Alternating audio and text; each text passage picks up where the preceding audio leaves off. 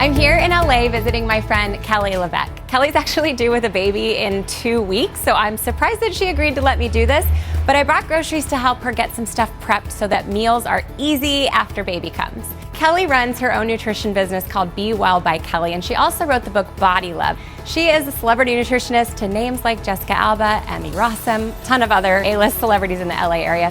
But my favorite thing when I'm with Kelly or when I listen to her on a podcast is that I just learn so much and it gets me excited about nutrition. She relays all of her information in such an easy and approachable way that it just gets me excited to learn more. So let's go up and see Kelly. Some of my closest friends have come from connecting online through our businesses and passions. The problem? They're located all around the country. They're actors, authors, business owners, activists, chefs, artists, speakers, and musicians. But the two things they all have in common, they're my friends, and food is their vehicle for gathering their loved ones. Social media, it opens us to a world of new people. And even though there's miles between us, a comforting meal with a soul-filling chat can feed our friendship in no time. So I'm jumping on planes and showing up in their kitchens because cooking is always more fun with friends. Hello! Welcome to LA. Thank you. Thanks for having me. Thank you for having me into your house when you're about ready to have a child. We'll try to make sure the water doesn't break. Come on. Seriously.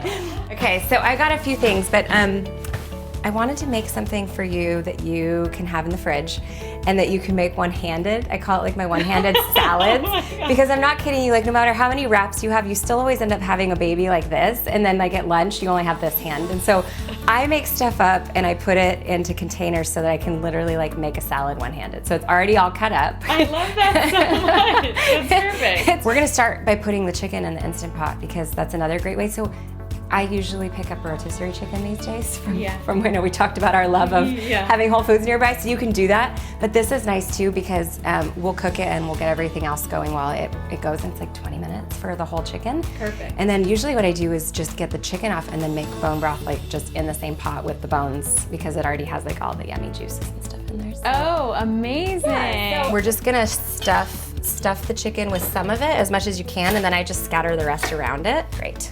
And then we're just gonna need some sea salt and pepper as well. Okay, now everything else we can kind of just throw around it. And it's just like the aromatics from it when it's cooking will help make the chicken have flavor, and then you can leave them in there when you make the broth too if you want. You know what, somebody asked me the other day, and you might know the answer to this because you know all things.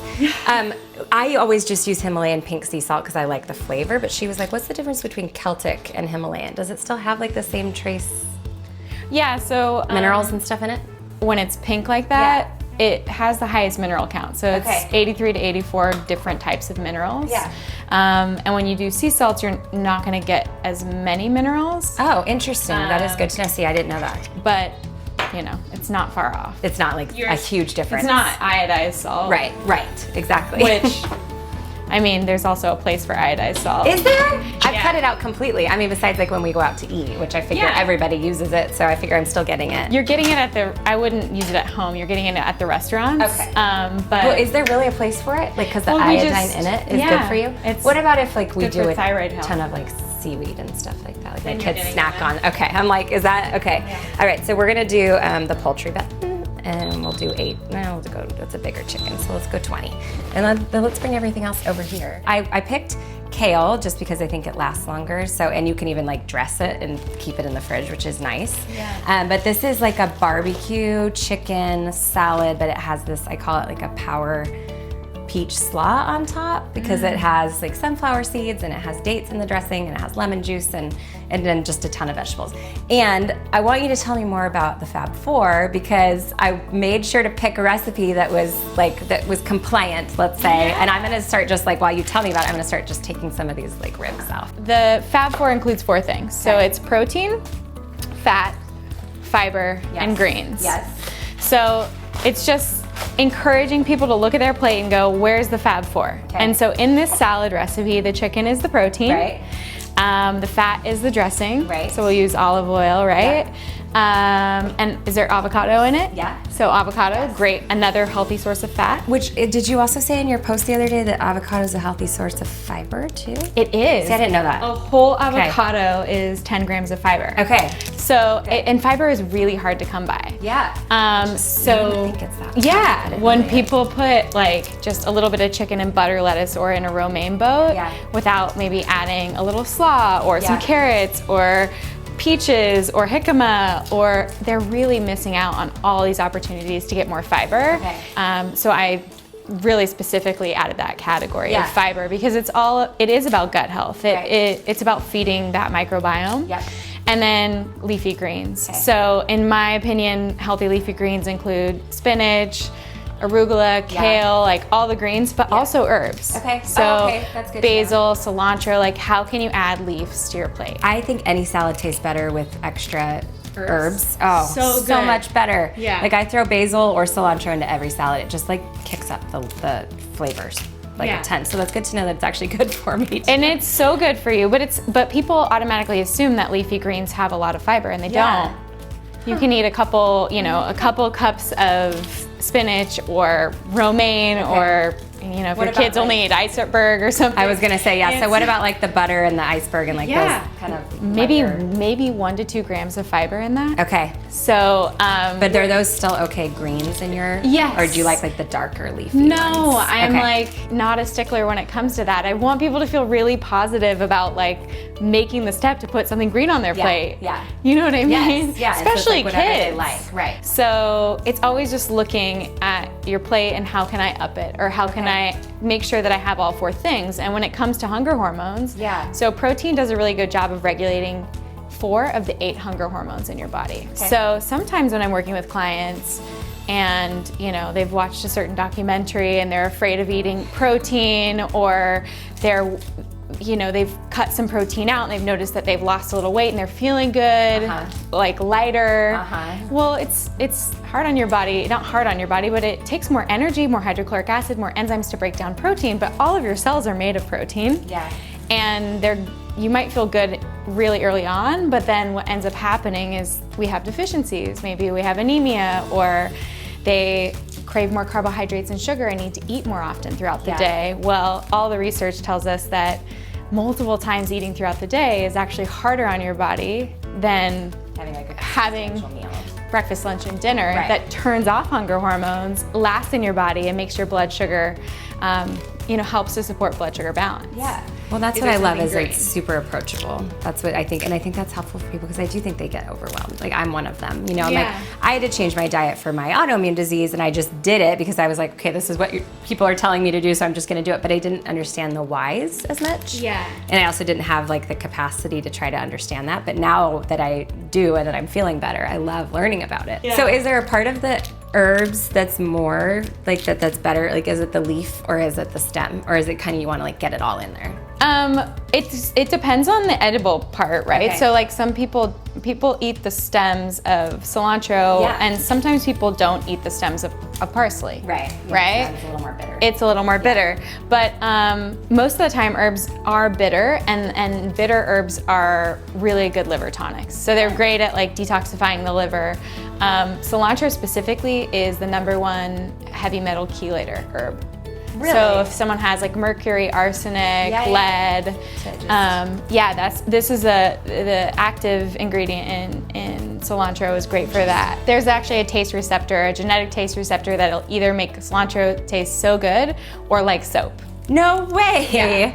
I'm like, I can't have Mexican food without it. I know. I have a girlfriend who hates it so much that she'll like tell a restaurant it's an allergy because she just, I guess if it tastes like soap, you don't want to be, that would be pretty bad. So I always love herbs as well. And I think when it comes down to like turning off hunger hormones with fat, it's your body releases cholecystokinin, which is just it's a satiety hormone. I think of it like a satiety blanket. It's like if you're having steamed broccoli and baked chicken versus having that sauteed up in like an herby pesto that has olive oil and pine nuts or cashews or macadamia nuts. Well, it's totally different experience mentally and physically. But what I like to do, it kind of depends what the vegetable is. I think that you can mix carrots into the lettuce and even the jicama, and just have that all ready to go. And then obviously like your avocados, you'll want to cut, you know, like right before. This one also has peaches in it. So if if it's not peach season, you can sub in like any other fruit that you want. Apples would be good. But this is kind of just one of those things, like as much meal prep as you can get done. And you can take shortcuts. You know, like I bought barbecue sauce today instead of making it. Okay. And you know, like Curious which brand you got? I bought the new Primal. Okay. It's like the only one that's clean. It's not as sweet as the barbecue sauce that I make homemade and that I like, which I use dates, but I was like, well, we're already making chicken homemade right now and we're gonna be like prepping all this. I was like, let's not try to do the barbecue sauce at the same time. All right, let's make our dressing. Okay, perfect. So 3 or 4 tablespoons or so of olive oil. Okay. We're just gonna kind of eyeball this one. And then we'll do some lemon juice and some dates to sweeten it and some salt and pepper. Juice of all of it? Yep, let's do this one too, because I'm gonna need it. I like to drizzle a little bit of olive oil and lemon juice on it beforehand and let it kind of sit to marinate. Yeah, because otherwise, you know, the leaves are just like a little bit rough to eat. So if you're gonna be storing all this in your fridge, then, you know, you can probably toss some of it and leave it for a few days, but okay. Otherwise, yeah, when we plant one, we'll do that and then we'll drizzle the dressing. Good? Yeah. Okay, awesome. All right. So the last things that go on this are avocado and peaches. Are you a slice or a cube person when it comes to your... Ooh. Good question. I'm a cube because I think that's beautiful avocado. Perfect. It's great. I like cubes because I feel like you can get them on your fork easier. The slices look prettier, but you know, it depends what you're doing. I'm gonna grab our barbecue sauce. All right. So chicken.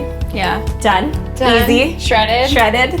I'm so Save the bones. So excited to just let that keep going. I'm glad that you're gonna use it. Yeah. This is also like one of my favorite proteins just to keep in the fridge because sometimes, I mean, the majority of the time I just do plain chicken and put it over lettuce, but you kind of want to mix it up sometimes. I love jicama because I just think it has good flavor. Does it have nutritional benefits at all? It's very watery, so I don't know. Yeah, it's like a watery root. I think it's great. It's got some fiber in it. That's what I was wondering. Yeah, I'm like, what does it have? Tell me, Kelly, tell me.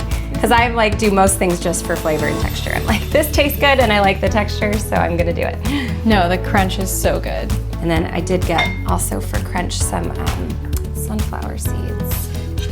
Yeah. I like that brand. They're like sprouted. Oh, Go Raw. Go Raw. Yeah. They're sprouted and salted and they're so yummy.